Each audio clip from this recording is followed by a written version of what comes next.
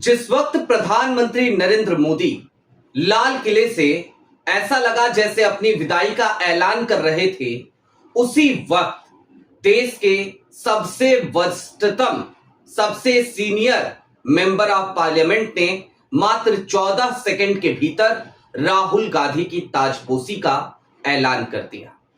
मोदी जी का पूरा इकोसिस्टम मोदी जी का साथ छोड़ने को तैयार खड़ा है। आरएसएस ने अपना पल्ला झाड़ लिया, मोहन भागवत ने आज फिर खरी खोटी सुना दी और बाबा रामदेव ने भी बगावत कर दी। कुल मिलाकर मोदी जी की विदाई वाला भाषण कब होगा, फेयरवेल वाला भाषण कब होगा, वो देखना दिलचस्प होगा, जिसमें मोदी जी संभवतः फिर से रोते धोते गाते नजर आएंगे, टेसुए बहाते नजर आएंगे। लेकिन आज का भाषण, लाल किले का भाषण, क्या ये आखिरी लाल किले का भाषण था? संकेत यही कहते हैं। नमस्कार, मैं स्वप्निल और आप मुद्दा देख रहे हैं। दोस्तों, आप सभी को स्वतंत्रता दिवस की ढेर सारी शुभकामनाएं। हमें आजादी मिली है तो इस आजादी को बरकरार रखना और इस आजादी में हमारे संविधान के तहत मिले हुए अधिकार यानी बोलने के अधिकार को भी बरकरार रखना हम सबकी जिम्मेदारी है। हम सबको अपने हिस्से का हक अता करना चाहिए।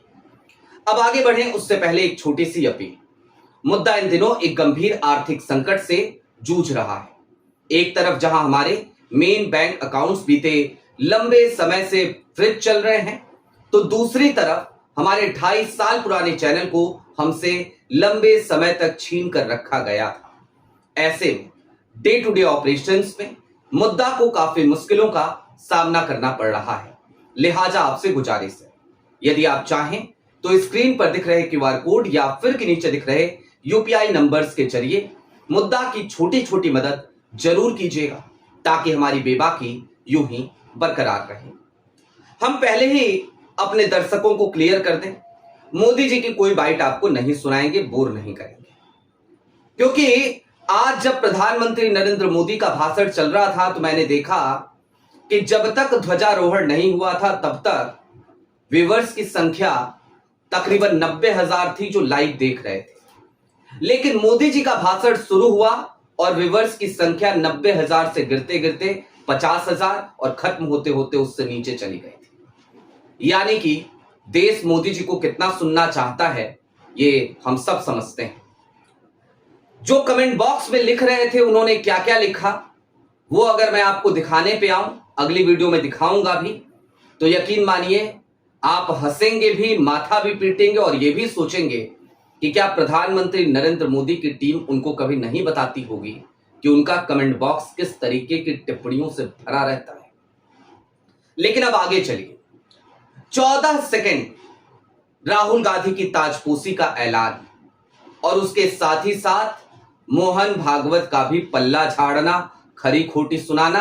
हालांकि मोहन भागवत पे बहुत भरोसा मत कीजिए, क्योंकि ये वही लोग हैं जो लोग इस देश को एक रंग में रंग देना चाहते हैं, जो एक रंगी बना देना चाहते हैं। तो इन लोगों के साथ ना तो कॉम्प्रोमाइज कभी कीजिएगा और ना इन पे कभी भरोसा कीजिएगा। ये वही लोग हैं जिनके स्कूलों में महात्मा गांधी से नफरत करना सिखाया जाता है। ये वही लोग हैं जो आजकल सैनिक स्कूलों पर कब्जा जमाने पर आतुर हैं, कब्जा जमा रहे हैं, खुलकर जमा रहे हैं। लेकिन पल्ला तो झाड़ा है, अभी चेतावनी तो दी है।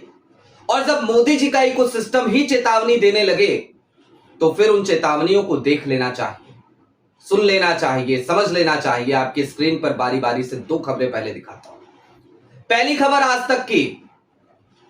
जी हां, जो युवा है ना, वो डेमोग्राफिक डिविडेंड है, लाभांश है, और यदि इसे सही दिशा नहीं मिली तो ये बोझ बन जाएगा। मोहन भागवत चेता रहे हैं, बकायदा मोहन भागवत ने चेताया, वार्न किया। दूसरी खबर न्यूज 18 की, जेनजी को लेकर मोहन भागवत ने चेताया, आगे की लाइन वही है। मोहन भागवत भी सीधे तौर पर अब चेताने लगे हैं सरकार को, बताने लगे हैं देखो बहुत गलत कर रहे हो। जिस दिशा में जा रहे हो वो दिशा ठीक नहीं है, और देश की दशा और दिशा तो तुम बिगाड़ रहे थे, उससे हमको तकलीफ नहीं थी। तुम्हारी वजह से हमारे इतने सालों की मेहनत खराब हो रही है, उसकी चिंता इनको सता रही है। ये समझिए आप, मोहन भागवत की चिंता देश उस नहीं हो सकती ना। मैं ये नहीं मानता, मैं ये नहीं मान सकता, मैं कतई नहीं मानता, मानूंगा भी नहीं। मोहन भागवत ऐसे आग पे हाथ रख देंगे, हमको धुआं उठता दिखेगा और वो शपथ ले रहे होंगे, मैं तब भी नहीं मानूंगा, मानने को तैयार नहीं कि उनको देश की चिंता है, बिल्कुल नहीं। उनको चिंता है इतने दिनों के बाद सत्ता मिली, इतने लंबे समय तक के लिए मिली, इतना नाम हुआ, लोकप्रियता बढ़ी, और लोकप्रियता ऐसे बढ़ी थी, ऐसे ऐसे जा रही है नीचे, अब करें क्या? तो ये चिंता सता रही है। लेकिन दोस्तों 14 सेकंड की तरफ अब चलते हैं जरा।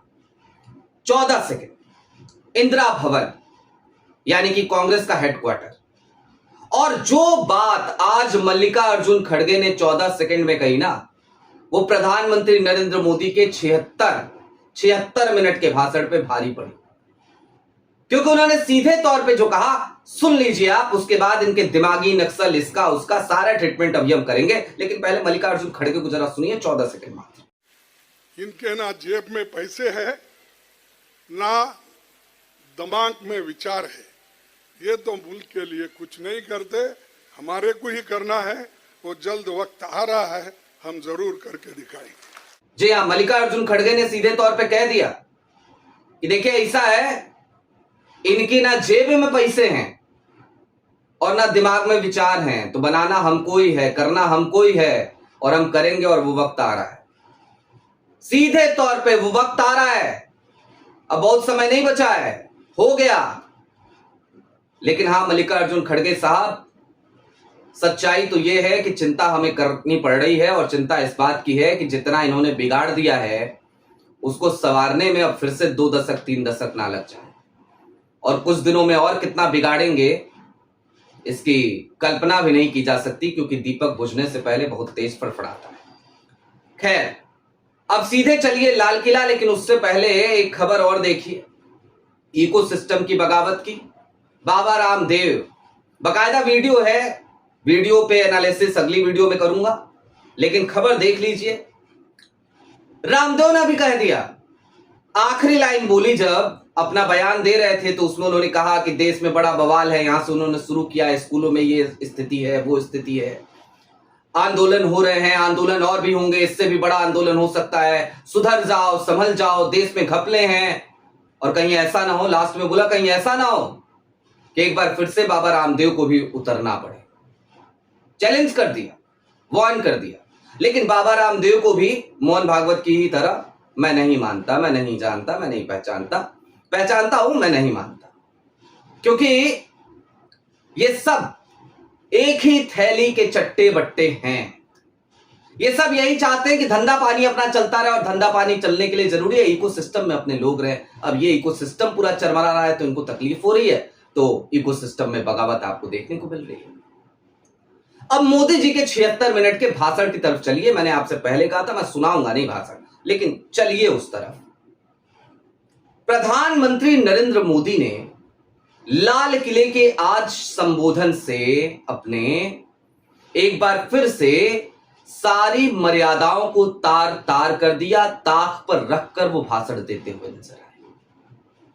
अरे तिरंगे की बात करने वाले लोग तिरंगे के रंगों का सही क्रम ना जाने, तो इससे बड़ी बात क्या हो सकती है। आज जो बैज लगा हुआ था ना प्रधानमंत्री नरेंद्र मोदी के जैकेट पर, नेहरू जैकेट पर, मोदी जैकेट कई लोग कहने लगे हैं ना, नेहरू जैकेट, मैं भी पहनता हूं नेहरू जैकेट। तो उस नेहरू जैकेट पर जो बैज लगा हुआ था, उस बैज में तिरंगे का जो कलर था वो भारत के तिरंगे का कलर नहीं था, बल्कि आयरलैंड के तिरंगे का कलर था।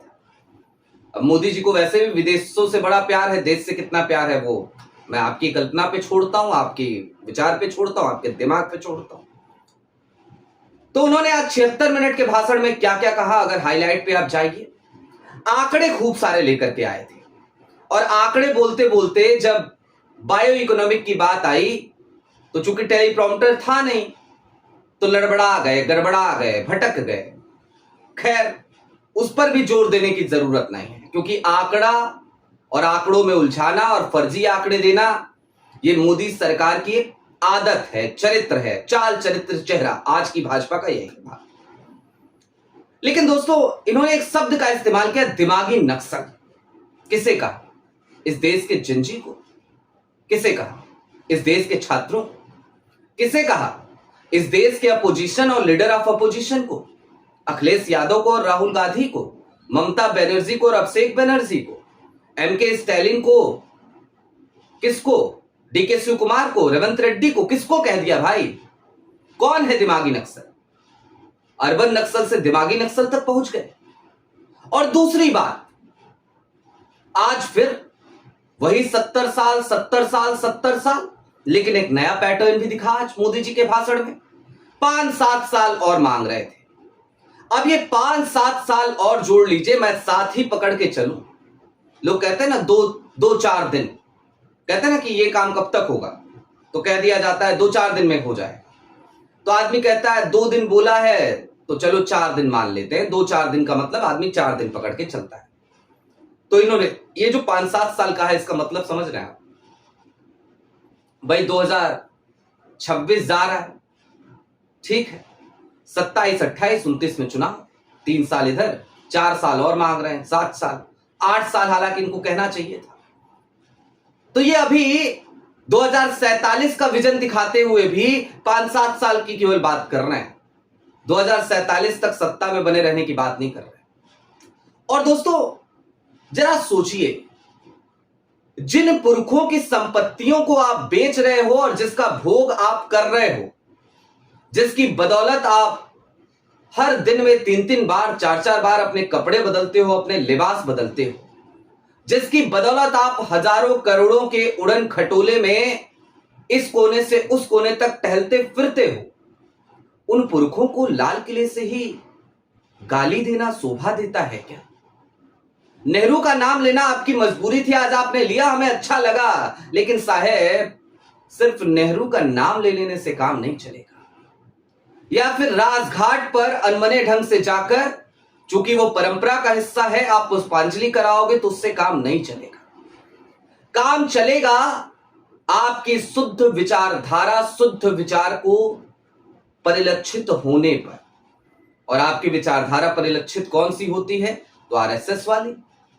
लिहाजा अब ये समझिए दोस्तों कि मोदी जी के आज के भाषण में चाहे जितना भी वो आक्रामक होने की कोशिश करते नजर आए, सच्चाई ये थी कि उनका आत्मविश्वास हिला हुआ था। सच्चाई ये थी कि अब उन्हें भी ये समझ आ गया है कि अब उनके विदाई के दिन दूर नहीं, ये उनका विदाई भाषण जैसा ही था।